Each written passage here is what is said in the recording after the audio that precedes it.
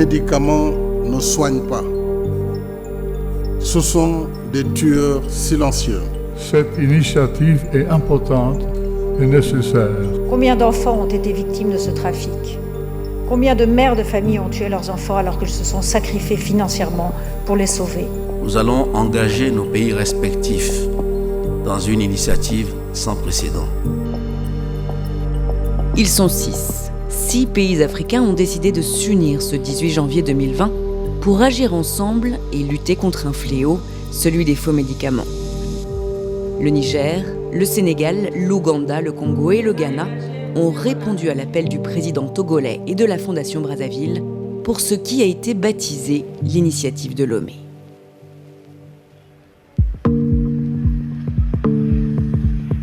Les faux médicaments, on les trouve la plupart du temps en Afrique, dans les marchés, à la vue de tous. Il s'agit de médicaments, mais qui, dans ce contexte, échappent à tout contrôle sanitaire. Ici, pas de normes à respecter, pas de conditions de conservation. Ces médicaments peuvent par conséquent être de qualité inférieure. Il y a les médicaments de qualité inférieure. Ça peut être un médicament qui, au début, est un très bon médicament, mais parce qu'il a été mal conservé, a été détruit par un élément de l'environnement, la température, la chaleur, l'humidité.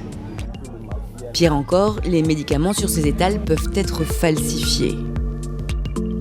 Le médicament falsifié, c'est des médicaments fabriqués intentionnellement pour tromper la vigilance des réglementaires, des utilisateurs et finalement du patient en bout de chaîne. Ce qui était censé être un sirop pour la toux, on a trouvé par exemple de l'huile à moteur.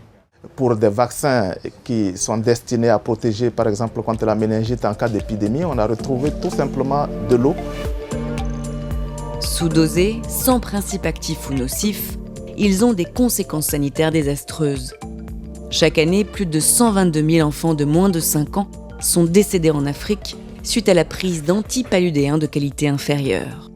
Dans nos pays, le paludisme est le plus gros fardeau que nous avons et donc les trafiquants vont cibler en premier ces médicaments antipaludéens qu'ils savent qu'ils écouleront assez facilement.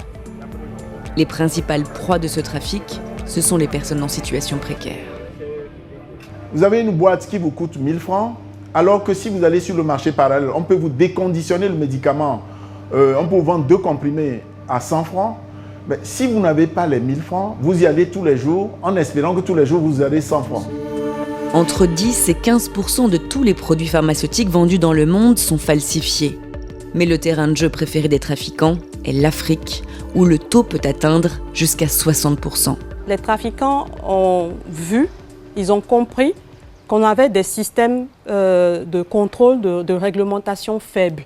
Et donc, avec des frontières poreuses et face à une demande bien croissante des populations de pouvoir se soigner, ça a été vraiment une manne pour eux pour s'y lancer. Aujourd'hui, le contexte est celui où les trafiquants maintenant essayent de pénétrer les circuits licites, d'où tout l'enjeu de se réveiller sur la question.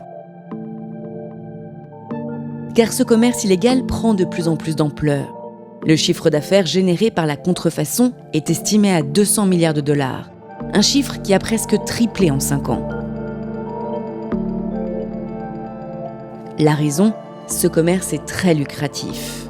$1 investi dans le trafic d'héroïne peut rapporter $20 contre 500 dans celui des faux médicaments.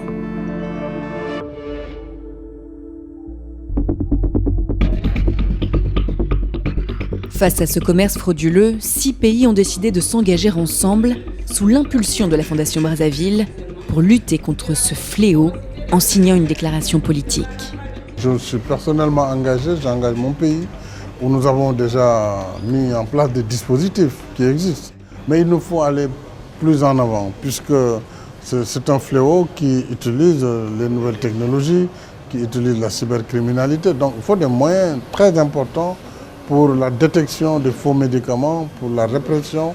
Donc il y a un effort national, mais il y a surtout un effort régional et international. Le trafic des faux médicaments est un fléau qu'il faut punir par la loi. Et ceux qui se livrent à ce trafic doivent être jugés et sanctionnés.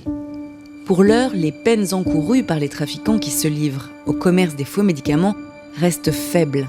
Et pour cause, ils sont la plupart du temps considérés comme une simple infraction de la propriété intellectuelle. Pour l'instant, il est invisible.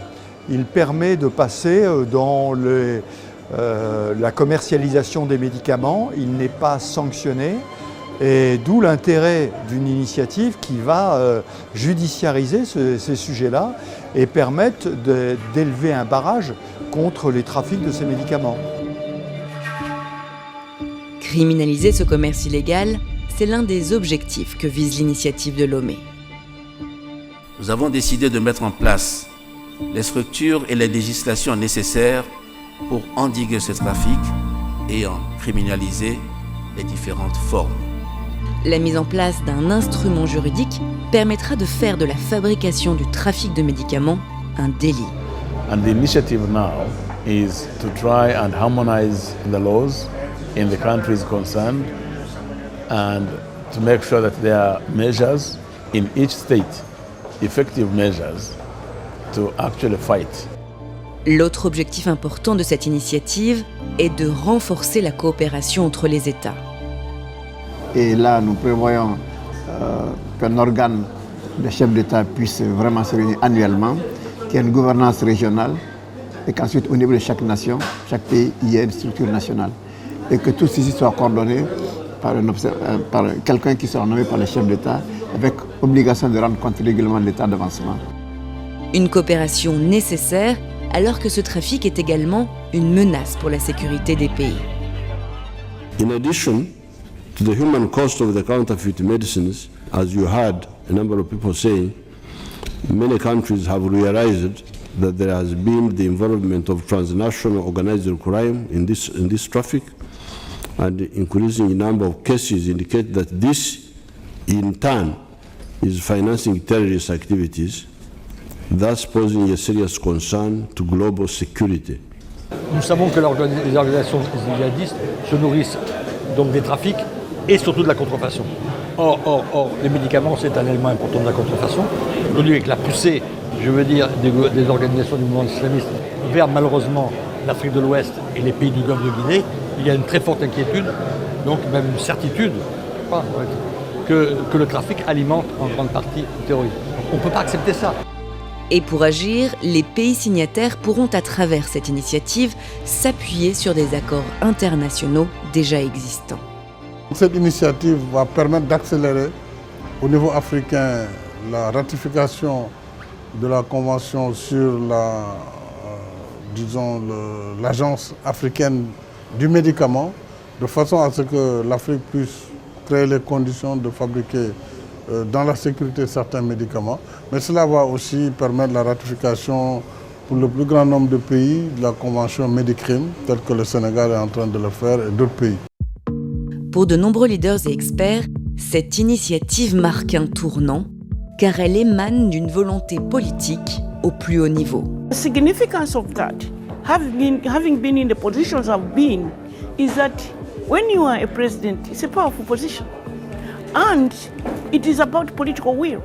So even when people are suffering and you have a president who doesn't care, people will continue to suffer.